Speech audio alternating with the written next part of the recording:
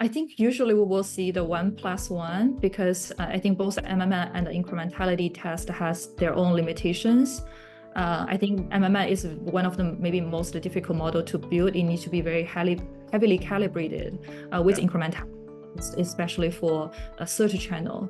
But MMM has the nice property that you can do that. You can use that for forecasting. You can generalize your learning for the future.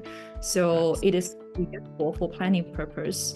But for incrementality test, we consider that has more accurate read on the true incrementality of the channel. So we can use that to really inform, to calibrate MMM model. But it on itself is really a time-in, so it cannot generalize. So that's why we combine them together. Yeah, so I think MMM actually have the ability to also allow you to adjust the confidence based on how confident the test result is. But I agree with, I think there's also maybe it's very nuanced in terms of how different organizations use media mix model. So for instance, I have seen organizations use MMM as a source of truth when it's not calibrated by incrementality. So in that case, it could be really dangerous to make spend decisions because again, MMM is a very difficult kind of model to build and very difficult to calibrate.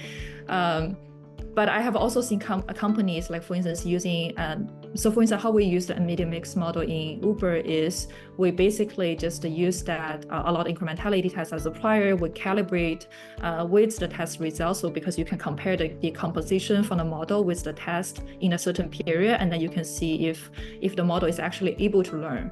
But you also give it a little bit buffer to move around for the future by also giving that information about what is our attribution data, etc.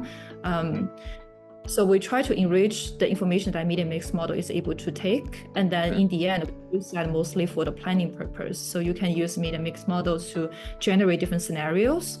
For instance, if you want to, for instance, we can produce different scenarios about.